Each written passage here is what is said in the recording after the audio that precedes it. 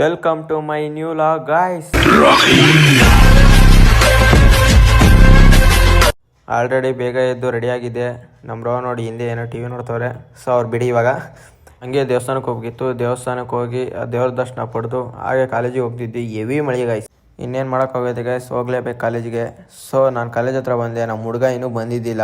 So ಅವ್ನು wait ಮಾಡ್ಕೊ ಅಂತ ಕೂತಿದ್ದೆ. ಫೈನಲಿ ಅವನ್ನ ಕಾಲೇಜ್ ಹತ್ರ ಕರ್ಕೊಂಬಂದು ನೋಡಿದ್ರೆ ಇಲ್ಲಿ ಮಾತ್ರ ಕಿತ್ಕೊಂಡು ಹೊಡಿತಾ ಇದೆ ಮಳೆ. ನಮ್ಮ ಅಚ್ಚ ನೋಡಕ್ ಚೆನ್ನಾಗಿದ್ದಾನಲ್ಲ ಗೈಸ್.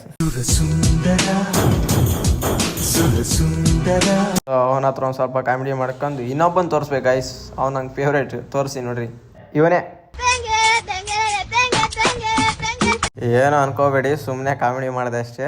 ಸೊ ಅವನ ಜೊತೆ ಸ್ವಲ್ಪ ಕಾಮಿಡಿ ಮಾಡ್ಕೊಂಡು ಆಫ್ಟರ್ನೂನ್ ಬ್ರೇಕ್ ಬಿಟ್ಟ ಮೇಲೆ ಕ್ಯಾಂಟೀನಿಗೆ ಎಲ್ಲರೂ ಬಂದರು, ಊಟ ಮಾಡ್ತಿದ್ವಿ. ಆಫ್ಟರ್ನೂನ್ ಕಾಲೇಜಿಗೆ ಹೋಗಿ ಮನ್ಸು ಬರಲಿಲ್ಲ. ಸೊ ಎಲ್ಲರೂ ಸೇರಿ ಬಂಕ್ ಮಾಡಿ ಎಲ್ಲರೂ ಮನೆಗೆ ಹೋಗ್ತಿದ್ವಿ. ಮನೆ ಕಡೆ ಬಂದರೆ ತಿಕಾರ ಮನೆ ಹೊಡಿತೈತೆ. ಇನ್ನೇನು ಮಾಡೋಕ್ಕಾಗ, ಮನೆಗೆ ಹೋಗ್ಬೇಕಲ್ಲ. ಸೊ ಮನೆಗೆ ಹೋದೆ. ಅದೇ ಮಾರ್ನಿಂಗ್ ಹೇಳಿದ್ನಲ್ಲ ಗೈಸ್, ಟ್ಯಾಟೋ ಹಾಕ್ಸ್ಬೇಕಂತ ಇದೆ. ಟ್ಯಾಟೋ ಹಾಕ್ಸೋಕೆ ಬಂದಿದೆ. ಹೇಳಿಲ್ಲ ಯಾವ ಟ್ಯಾಟೋ ಹಾಕ್ಸ್ತೀನಿ ಅಂತ, ಲಾಸ್ಟಲ್ಲಿ ಹೇಳ್ತೀನಿ, ಸಸ್ಪೆನ್ಸ್. ಹಾಗೆ ನಮ್ಮ ಅಮ್ಮ ರಿಯಾಕ್ಷನ್ ಕೂಡ ಮಸ್ತಾಗಿರುತ್ತೆ, ನೋಡಿ ಲಾಸ್ಟ್ವರೆಗೂ, ಓಕೆನಾ?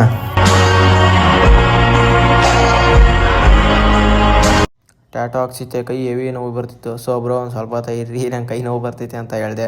ಅವರು ಸರಿ ಬ್ರೋ ಆಯಿತು, 5 ಮಿನಿಟ್ಸ್ ಬಿಟ್ಟು ಹಾಕೋಣ ಅಂತ ಹೇಳಿದರು. ನಾನು ಸುಮ್ಮನೆ ಅಲ್ಲಿ ತೀಟ್ಲೆ ಮಾಡ್ಕೊತ ಕೂತಿದ್ದೆ. ಫೈನಲಿ ಈ ಥರ ಬಂದಿತ್ತು ನನ್ನ ಟ್ಯಾಟೋ.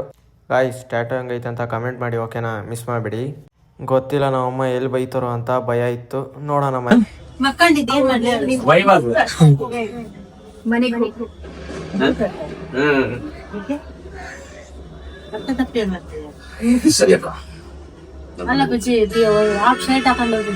ಅದಕ್ಕೆ